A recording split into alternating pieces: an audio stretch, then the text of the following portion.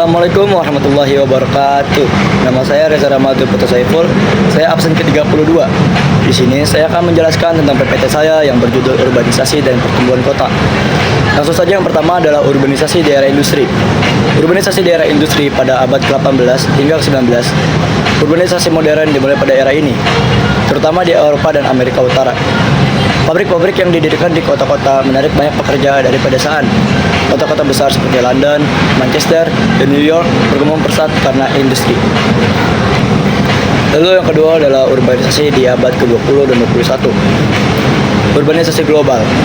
Urbanisasi global di abad ke-20 merupakan fenomena yang sangat signifikan, di mana banyak negara di seluruh dunia mengalami pergeseran besar dari masyarakat pedesaan ke masyarakat perkotaan.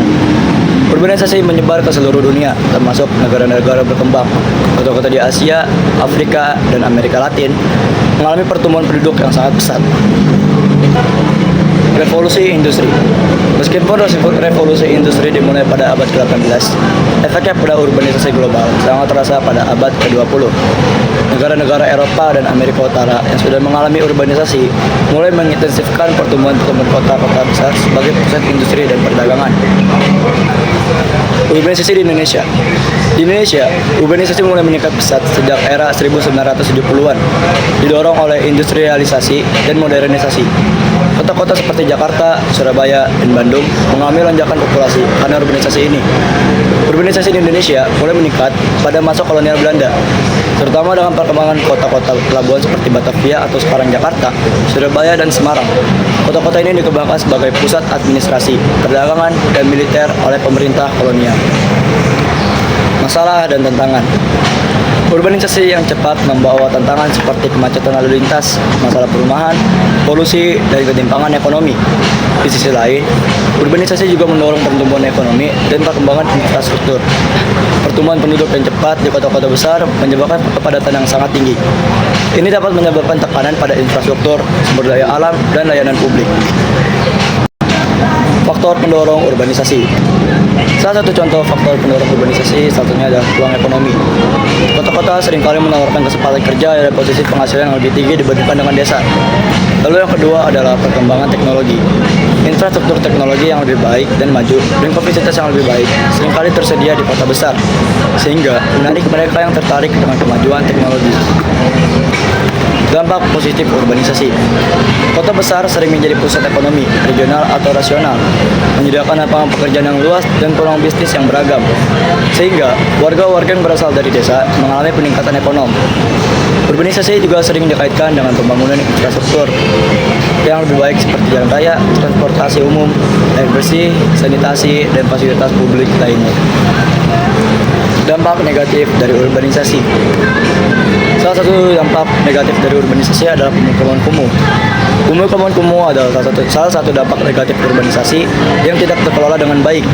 Ketika urbanisasi terjadi dengan cepat dan tanpa perencanaan yang memadai, banyak orang pindah ke kota-kota besar untuk mencari pekerjaan dan kehidupan yang lebih baik. Tapi, infrastruktur dan perumahan seringkali tidak mampu mengimbangi pertumbuhan populasi tersebut. Hal ini menyebabkan munculnya permukiman kumuh yang memiliki berbagai dampak negatif bagi individu yang tinggal di sana maupun bagi masyarakat kota secara keseluruhan. Dampak negatif yang kedua adalah polusi. Polusi udara di kota-kota besar sering disebabkan oleh emisi kendaraan bermotor, pabrik, dan pembakaran bahan bakar fosil. Ini dapat mengakibatkan berbagai masalah kesehatan, termasuk asma, bronkitis, penyakit paru obstruktif kronik, dan peningkatan risiko kanker paru-paru. Urbanisasi seringkali menyebabkan pencemaran air melalui pembuangan limbah industri, limbah domestik, dan limbah air hujan yang membawa polutan dari jalanan seperti minyak, logam berat, dan pestisida. Pencemaran ini mengancam kualitas air yang digunakan untuk minum, mandi, dan irigasi. Dampak yang negatif ketiga adalah kemacetan lalu lintas. Kemacetan lalu lintas adalah salah satu dampak negatif utama dari urbanisasi, terutama di kota-kota besar yang berkembang pesat. Ketika populasi perkotaan meningkat, kebutuhan akan transportasi juga meningkat, seringkali melebihi kapasitas infrastruktur yang ada. Kemacetan lalu lintas menyebabkan waktu tempuh perjalanan meningkat secara signifikan. Orang-orang yang menghabiskan lebih banyak waktu di jalan yang dapat mengurangi waktu mereka untuk bekerja, beristirahat, atau berkumpul dengan keluarga. Peluang urbanisasi. Peluang yang dapat diambil dari urbanisasi adalah pembangunan ekonomi, kemajuan sosial dan budaya, pemberdayaan masyarakat, pengembangan infrastruktur, peningkatan akses terhadap pelayanan, peluang ekonomi untuk berbagai kelompok. Solusi untuk urbanisasi. Solusi yang pertama adalah perencanaan kota yang terpadu, mengembangkan tata ruang kota yang berkelanjutan dan terintegrasi untuk mengatur pertumbuhan populasi, penggunaan lahan dan infrastruktur. Dan yang kedua adalah transportasi publik yang efisien. Investasi dalam sistem transportasi publik yang baik untuk mengurangi kemacetan, meningkatkan mobilitas, dan mengurangi emisi gas rumah kaca. Dan yang ketiga adalah pengembangan ekonomi lokal. Mendorong investasi dan pengembangan sektor ekonomi lokal untuk menciptakan lapangan kerja, mengurangi kesenjangan sosial, dan meningkatkan kepadatan penduduk. Kesimpulan yang dapat diambil dari urbanisasi adalah urbanisasi merupakan kecenderungan alami di mana penduduk dari desa ke kota untuk mencari peluang ekonomi dan kehidupan yang lebih baik.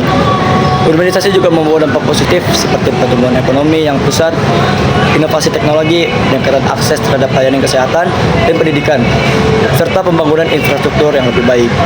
Oke, sekian segitu saya presentasi dari saya. Assalamualaikum warahmatullahi wabarakatuh.